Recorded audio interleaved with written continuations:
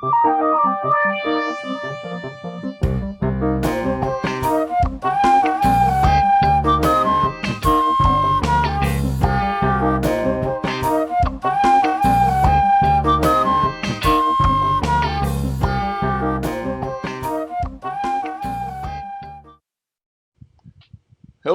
and welcome to The Good Life, what it is and how to achieve it. And as our title page states, our journey here is to begin to understand exactly what is the good life and what you need to do to achieve it. Okay, now, first of all, what do you consider a good life? For a lot of us, it's money in the bank, the ability to afford simple luxuries, trips, fancy cars, possessions that exceed that of your neighbors, and we used to call that keeping up with the Joneses. And all of these things on the surface are not bad. However, they do not constitute the good life. And I say that simply because with one disaster, all of these things can be taken away. So, if by your definition, these things that I mentioned are the good life for you, what happens when they are taken from you by disasters, natural or otherwise? By your definition, you no longer have the good life because all of those things that represented the good life are now gone. So we want to discuss those things that really constitute the good life. And in order to do that, we must begin with understanding one basic principle: what belongs to us, what is properly ours, and what is not. Okay, what's properly ours? Things that we have complete control over. Our opinions and judgments about events, our aspirations and desires, the things we want, and our aversions, things that we don't want. All of these things are directly under our control, and we have a choice in each one of those areas that no one can take from you. You can only give it away. Now, our body. Most of us say, it's my body and I do what I want. Well, guess what? Your body is only partially under your control. Now, I say this because you feed, water, you clothe, go to the doctor, you take vitamins and supplements, you exercise, but guess what? You still get sick, or you're still subject to have an accident. So therefore, your body's not completely under your control. Yes, you must do those things that are needful for the body. I'm not saying that you shouldn't, but you just have to understand that you don't have complete control over what happens to your body. Okay, now, the second thing we have to deal with is the things that are not under your control, right? Let's start with genetics. Your body is a result of the gene pool from your parents and their parents and your ancestors. You didn't choose to be light or dark skinned or white or black. You didn't choose to be one size or another, tall or short. These things are outside of your control. The other thing that we have to deal with is opinions of other people. You do not control what other people think of you. You can do a lot of things. You could try to make the best impression you can.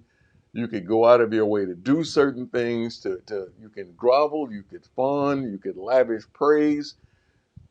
But at the end of the day, the opinions that others have of you come strictly from them, and that belongs to them and not you.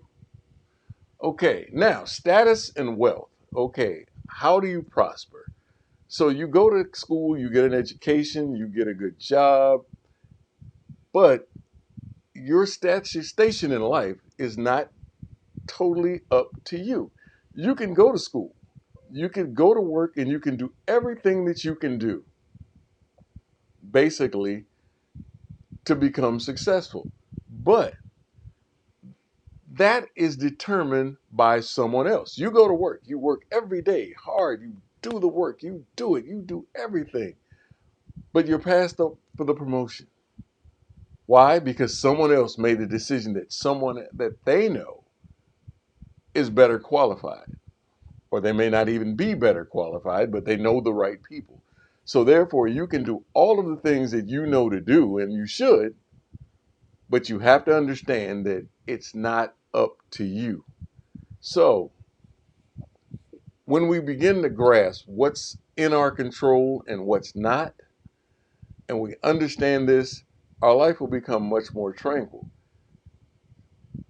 When people have something to say about you negatively, right, you can't control that, but you can control how you respond. The first thing is, no matter what their intent was for saying it, if they said something specifically to hurt you,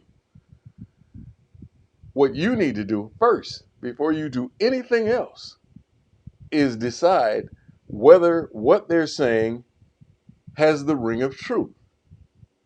All too often, what we do is, they may have been right, but I don't like the way they said it. And you concentrate on how they said it, and you take offense to that.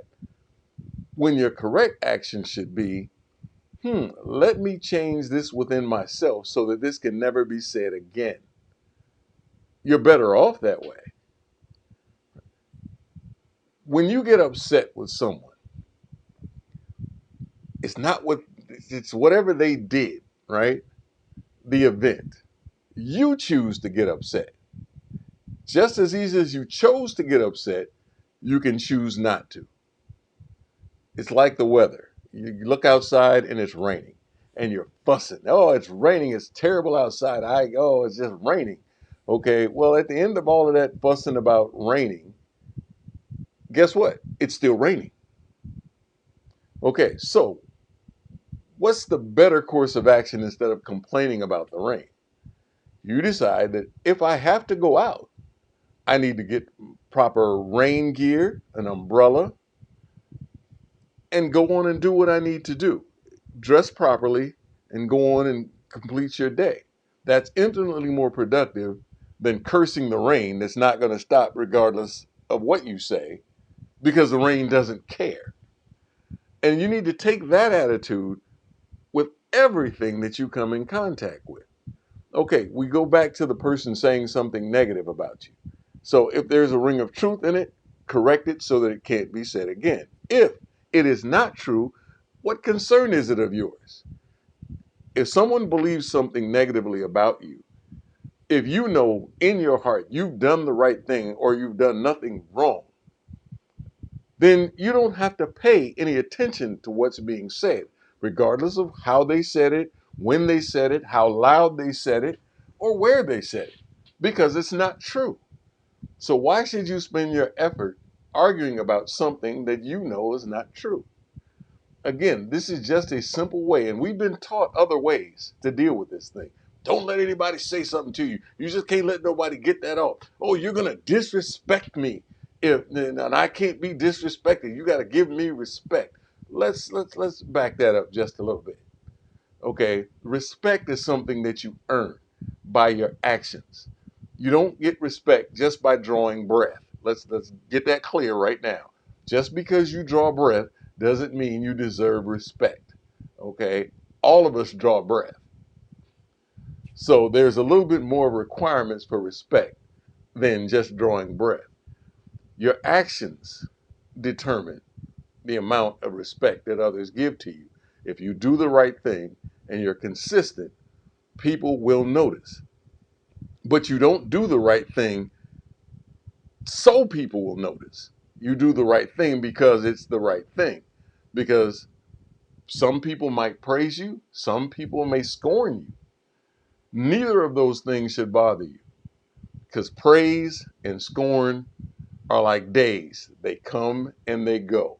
And the same people that praise you today will curse you tomorrow. And the same people that cursed you today may very well praise you tomorrow.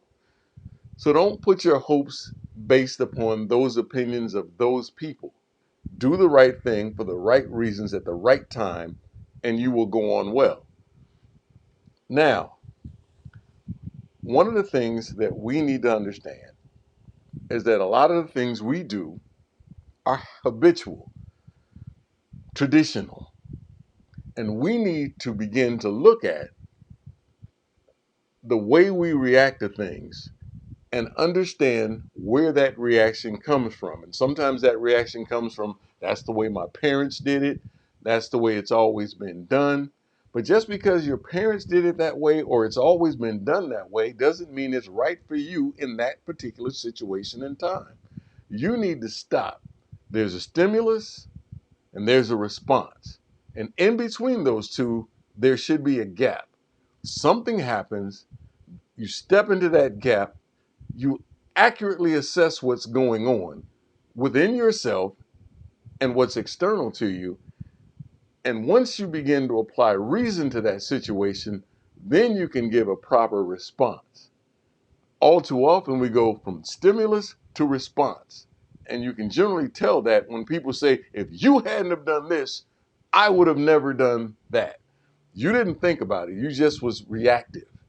And reactivity is dangerous because if you don't properly assess a situation, you will react based on false assumptions. So it's very important that you have a stimulus, you have a gap where you assess the situation, you look at it objectively, and then you formulate a response. So one of the things that we're going to deal with next week is habitual decisions, what they are, and how to make better decisions and how to change habits. Until next time, this is The Good Life, and we thank you for watching.